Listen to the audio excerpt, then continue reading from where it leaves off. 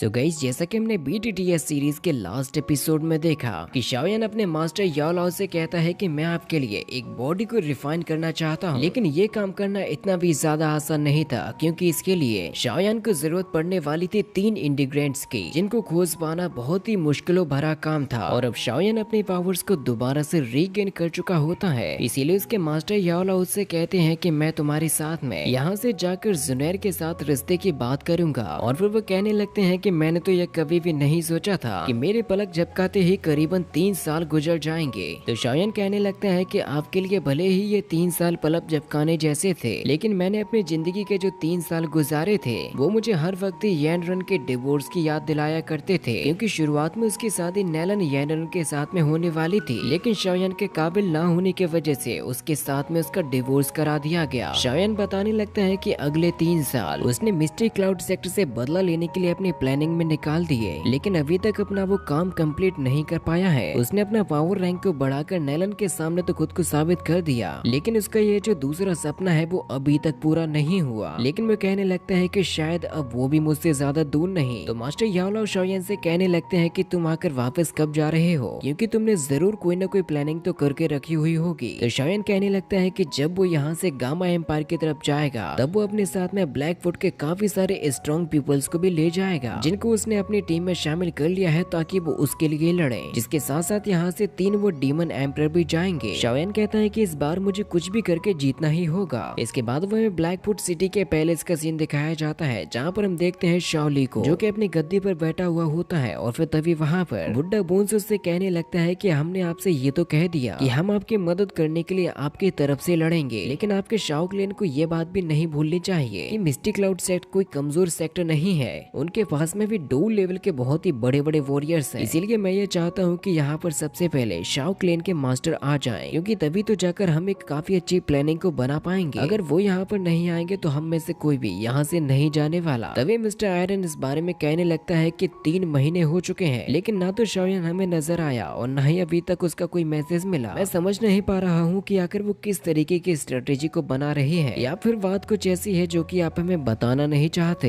या फिर आप लोगों ने हमारा वक्त जाया करके हमें बेवकूफ बनाया है। शाओली उसकी काफी देर तक बातों को सुनते रहता है, लेकिन अभी उसके पास में कोई भी जवाब नहीं होता। तभी इस बात के मौके का फायदा उठाकर मिस शू इस बारे में कहने लगती है कि तुम तो इस बारे में जानते ही हो कि इस सिटी के ऊपर कितने ज्यादा लोगों की नजर थी, और अगर अब ज्यादा दिनों तक शाओ क्लैन का मास्टर यहाँ पर वापस लौटकर नहीं आया तो हो सकता है कि इस सिटी के ऊपर दूसरे लीडर्स के द्वारा हमला कर दिया जाए, क्योंकि हमारे हिसाब से अब ये खबर फैलती जा रही है कि शाओयान अभी तक वापस नहीं आया, और ये उसकी कोई गलती तो मेरे हिसाब से बिल्कुल भी नहीं हो सकती। जिन बातों को सुनकर शाओली को गुस्सा तो आ रहा था, लेकिन वो कहता कुछ भी नहीं है। और फिर थोड़ी देर तक सोचने के बाद वो कहता है कि तुम लोगों को इस बात से कोई भी फर्क नहीं पड़ना चाहिए कि शाओयान यहाँ पर है या नहीं। ये काम ना तो तुम लोगों का है और ना ही तुम जैसे बाकियों का। लेकिन उन तीनों को अभी भी शाओली के ऊपर यकीन नहीं आ रहा था, और फिर तभी उन लोगों को आवाज आने लगती है शाओयान की, जो कि इस बारे में कहने लगता है कि शायद अभी भी तुम लोगों को मेरे ऊपर डाउट्स है। अगर कोई कुछ भी यहाँ पर मुझसे कहना चाहता है तो जल्दी से बता दो, क्योंकि मैं नहीं चाहता कि बाद में हम लोगों के बीच में कोई भी मिसअंडरस्टैंडिंग हो। तो फिर डीमन गर्ल मिसेस सू इस बारे में कहने लगती है कि हमारे क्लेन मास्टर मिस्टर शाओयान, आप प्लीज हमें बिल्कुल भी गलत मत समझिए, क्योंकि हम लोग ऐसी बातें करके शाओली को जगाना चाहते थे, उसकी पावर्स को जगाना चाहते थे। शाओयान कहने लगता है कि ठीक है, मैं वो इंसान नहीं हूँ जो कि तुम्हारी चिकनी चुपड़ी बातों में आकर फिसल जाए। मैं तुम लोगों को यहाँ पर ये बताने के लिए आया था कि हम लोग केवल 2 महीनों के अंदर ही यहाँ से गामा एम्पायर की तरफ रवाना हो जाएंगे, और अगर तुम लोग हमें वहाँ पर जिता देते हो और बेहतरीन परफॉर्मेंस देते हो तो फिर मैं तुम्हें मैजिकल शील्ड को यूज करने की पूरी इजाजत दे दूंगा। जिसके बाद फिर डीमन गर्ल मिस शू यहाँ से फर्स्ट एम्परर के साथ में चली जाती है, और फिर तभी उसके पास में शाओली आकर उससे कहता है कि मैं काफी खुश हूँ जो कि तुम वापस लौट कर आ गए। मुझे तो लगने लगा था कि अब शायद तुम वापस लौट कर नहीं आ पाओगे। तो फिर शाओयान उससे हंसते हुए कहता है कि भाई मेरे, अब तुम एकदम तैयार हो जाओ, क्योंकि अब गामा एम्पायर जाने के लिए हमारे पास में ज्यादा समय नहीं बचा है, और जब हम लोग यहाँ से लौटकर इनर कोर्टयार्ड में जाएंगे तो मैं सभी लोगों को तुम्हारे रिक्रूट के भरोसे ही छोड़ दूंगा। इस बात का वो दोनों ही एक दूसरे के साथ में वादा करते हैं, और फिर इसके बाद हमें अगले ही सीन में क्वीन मेडुसा और शाओयान को देखते हैं जो कि यहाँ से जा रहे थे, लेकिन किसी को भी ये बात कभी भी समझ में नहीं आती कि शाओयान के साथ में ये क्वीन मेडुसा आकर करती क्या है। इन बातों को सुनते सुनते अब उन दोनों को ही काफी ज्यादा समय बीत चुका था, इसीलिए फिर वो दोनों ही अपनी सुपर फास्ट स्पीड का यूज करते हुए यहाँ से आगे निकल जाते हैं और पहुँच जाते हैं प्रिंसिपल ऑफिस के रूम में, जहाँ पर शाओयान सबसे सबसे पहले अपने मास्टर यानी कि एल्डर शू को प्रणाम करती है और इनसे कहने लगता है कि मुझे ये सारी की सारी चीजें सिखाने के लिए आपका बहुत बहुत शुक्रिया। लेकिन क्वीन मेडुसा यहाँ पर उसकी किसी भी बात का जवाब नहीं देती और उसके यहाँ से थोड़ा सा मुड़ते ही एल्डर शू शाओयान से कहने लगते हैं कि तुम आकर किसका साथ दोगे। मैं इस बारे में जानना चाहता हूँ कि तुमने ओवरऑल प्लानिंग क्या बना के रखी हुई है। वैसे तुम अभी थे कहाँ पर, मैं ये जानना चाहता हूँ, कहीं तुम दोबारा से किसी और मुसीबत में तो नहीं पड़ गए। तो शाओयान कहने लगता है कि मैं केवल अब 2 महीनों के अंदर ही यहाँ से गामा एम्पायर की तरफ चला जाऊंगा और वैसे मुझे उम्मीद है कि मेरे एल्डर कभी भी मुझे थोड़ी सी मदद करने के लिए मना नहीं करेंगे। तो एल्डर उससे कहने लगते हैं कि क्या तुम अब इस लड़ाई को पर्सनली ले जाना चाहते हो, क्योंकि अगर मैं चाहूँ भी तो मैं तुम्हारे साथ में उस लड़ाई में नहीं आ पाऊंगा। तो शाओयान कहने लगता है कि शुक्रिया मास्टर, मुझे ये अच्छी अच्छी सलाहें देने के लिए। एल्डर शू इस बारे में कहने लगते हैं तुम तो ये जानते ही हो कि मेरे कंधों पर कितनी बड़ी जिम्मेदारी रहती है, इसीलिए मैं चाहकर भी तुम्हारी मदद नहीं कर पाऊंगा। तो शाओयान कहता है कि ठीक है और मुझे इससे कोई भी आपत्ति भी नहीं हुई। वो बताते हैं कि हमारे इस इनर कोर्टयार्ड में कुछ ऐसे भी टीचर्स हैं जो कि लिनयान और दूसरों के जैसे ही काम करते हैं। अब पता नहीं अभी वो दोनों प्राइवेटली क्या कर रहे होंगे, इसीलिए मैं इनर कोर्टयार्ड का नाम ज्यादा जगह पर यूज भी नहीं करता। तो शाओयान कहने लगता है कि ठीक है एल्डर, मैं आपको ज्यादा फोर्स भी नहीं करूंगा और वैसे शुक्रिया मुझे ये सारी की सारी चीजें भी बताने के लिए। और इसी के साथ में एपिसोड भी यहीं पर खत्म हो जाता है। साथ ही हमारे चैनल पर एक और न्यू सीरीज स्टार्ट हो चुके हैं जिसको आप लोग सपोर्ट जरूर से कीजिएगा।